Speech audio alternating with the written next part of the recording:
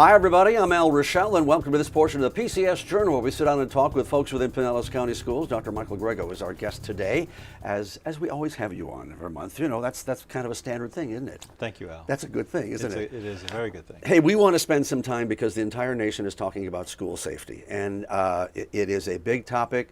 You address the school board very eloquently, and want to give you a chance as we talk about this right now, because parents, this is the first thing they're going to say. What are they doing in Pinellas County for my students? So basically, give me a rundown, and we'll talk about rumors and those kind of things as well. So what do you have in place right now, and do you think it's adequate?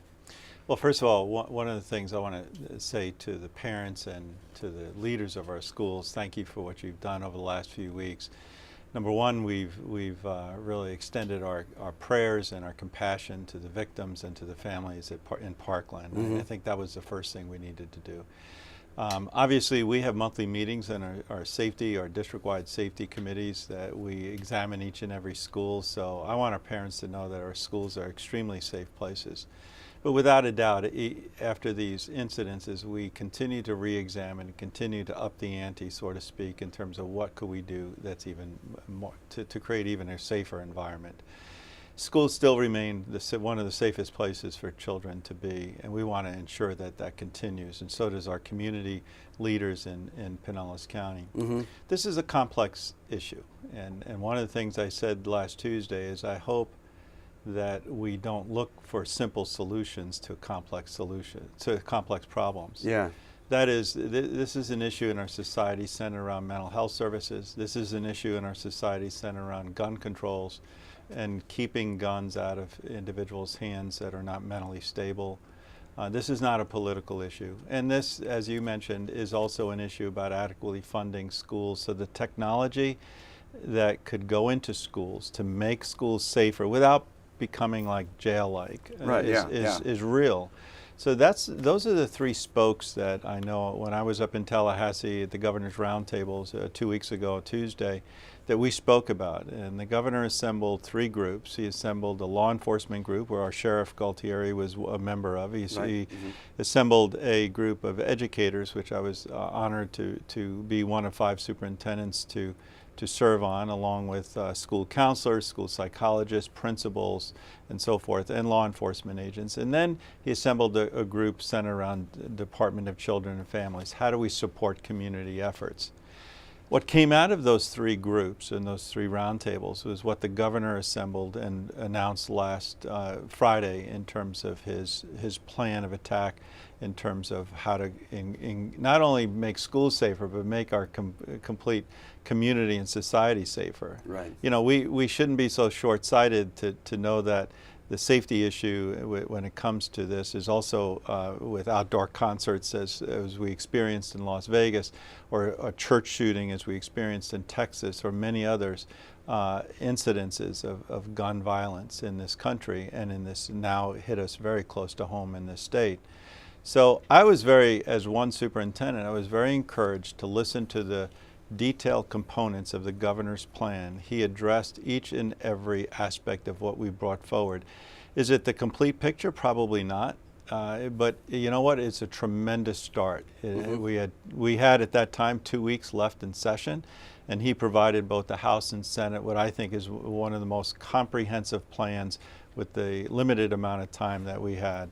Let me walk through some of these, and let's do this kind of quickly. Number one, school entrances. Do we have single entrances to the school? Because as a parent, I'm thinking about, okay, let's just pull away the gun argument, but if a person comes with a gun, do they get into the school? Is there a single entrance to most schools? Can they get into multiple entrances? We've been establishing single entrance for schools over the last 5 years. The challenge is and it's even the governor addresses this too. Yeah. The older schools were never designed for a single entrance. Right. We have schools that are 60, 70, 80 years old. The design of those schools never took into account the things that we're dealing with in today's society. But we have established single entrance to schools in our district. Makes it a little easier. Second, are there resource officers at all of the schools? There are resource officers at every single high school. We have a few with 2. There are resource officers in every single middle school. And then for our elementary schools, we are one of 3 or 4 districts with a school's police department. We rotate those school officers in our school's police department to take 3 or 4, so we cover in a rotation the elementary schools. So even though it's a gun-free zone, you know, a shooter would never quite know what day a resource officer would be there. Are these officers armed? Yes, they are. So that other way. Now, because we're in the news media, and you know this happens, I mean, the rumors, especially right after the shooting, is like every day there's a new rumor. How do you deal with rumors effectively? Because the first time you mess up and something happens, it's like then you're blamed for the whole thing. Right. Rumors were the biggest problem right after the Parkland shooting in terms of rumors coming in from throughout the country.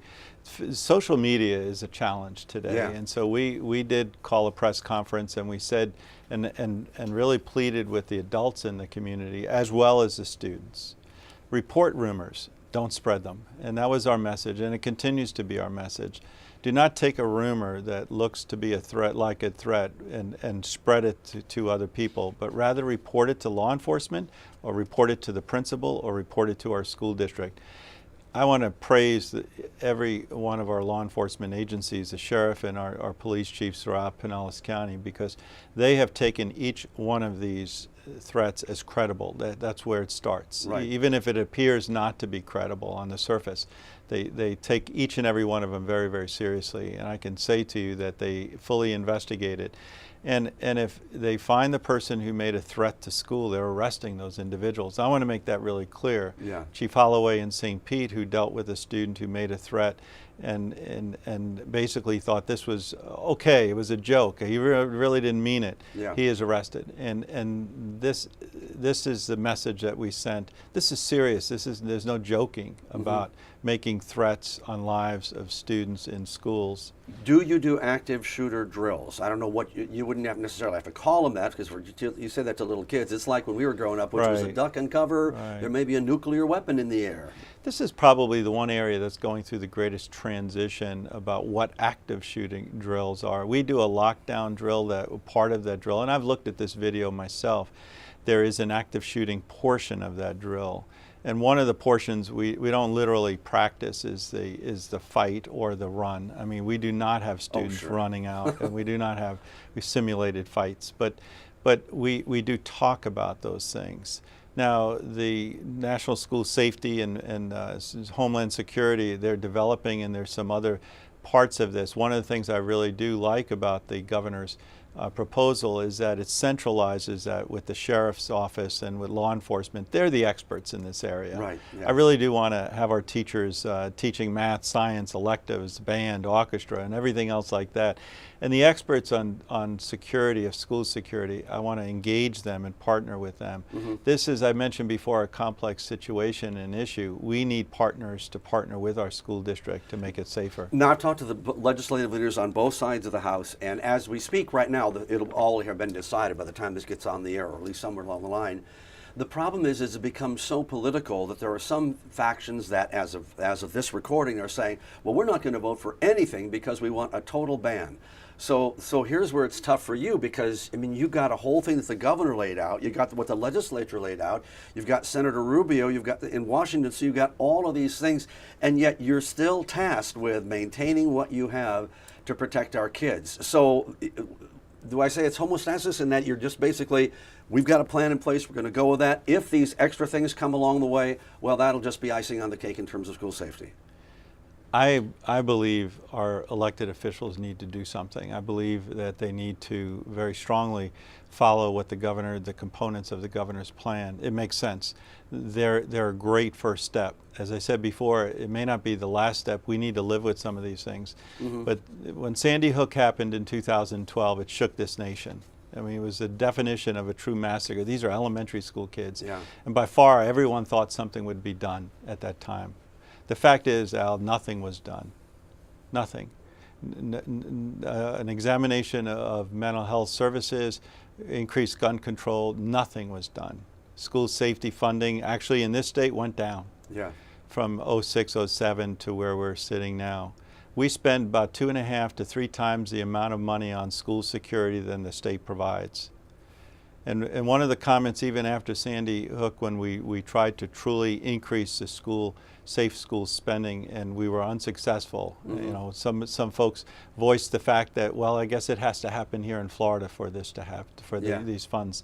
The governor has made it clear that the economic times in this state, we have the resources to implement his plan of $500 million, $500 million, that puts mental health counselors in every school, that puts a trained resource officer in every school, that creates mental health services not only for schools but communities. Right. Yeah. The mental health issues doesn't begin and end at the threshold of a school door. It begins and ends in our community. So to address it as a single point of entry of only schools is erroneous. And once again, we're placing more and more of a burden on that classroom teacher and on the school, not only to educate, but to do every other types of social service that our community needs. We have to begin to partner effectively with those services such as security, with law enforcement, and the mental health industry with the needs of our community. And if a parent is watching this right now and they have heard their child talk about something, and you know, I'm thinking about some bullying instances where sometimes bullies will use very severe language.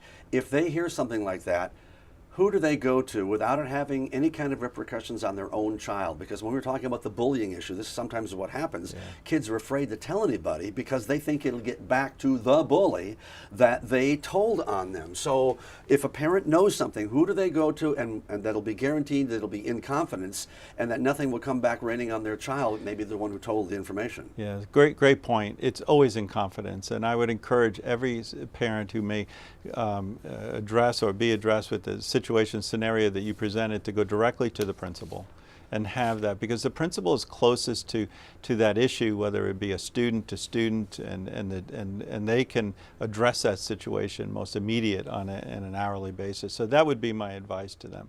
All right, and we're going to mention a couple of things. Summer Bridge registration. Wow, summer. Yeah, the registration opens February 26th. Wow. It does. I mean, this has been such a landmark program for our district. It's done great things. We revamped some of it last year with field trips, and we're increasing. I want our general public to know that this is not all about remediation. There's a tremendous amount of enrichment programs going on with STEM and music and the arts, and with math and science and civics and many other subject areas. Our high schools are doing some really neat things with students taking, I just was listening to this yesterday, with students taking AP classes for the first time. They're bringing them in, and there might be some anxiety about taking a college level class. Let us kind of soothe, ease that anxiety, and let us help you out. So they're like AP camps for students. Oh, so that's a great idea. I think our middle schools are doing some tremendous things too. So we're really upping the ante for Summer Bridge and making it more things for more people. And lastly, big shout out to Duke Energy, who helped upgrade with a $20,000 grant to Tyrone Middle School. Thank you. Thank you to Duke Energy. They're one of our executive past partners with Tyrone, and where there's no obligation, but Duke Energy has been great. We also have a solar cell, the photovoltaic cell collection over there. They're a tremendous partner, not only with Tyrone, but the rest of our district. They support our STEM academies. And let's do one more shout out. U.S. President's Scholars Program, one of the nation's highest honors for high school students. You want to read the names for me on that one? That would be, go ahead, read the names if you would. I will. Jerome David from Palm Harbor University High School, Seth Brandy Johnson from Largo High School, and Carson Hamill from Lakewood High School. This is the highest academic honor in the country, and we're Remember very their proud names of our because students. they may be president someday. You never know. I hope so. All right, Dr. Grego, thank you for that. And again, folks, if you think your kids are in any kind of danger at all, any rumors or anything, just talk to an official within the school district. It'll be kept quiet. But see something, say something is more than just a slogan. You know, it could be a lifesaver, and especially for people that may be considering doing some violence. You know, they need help, and we need to be compassionate and figure out how to get that help to them as soon as possible. Enough of my soapbox. We've got more of our program coming up after we take a short break. Dr. Grego.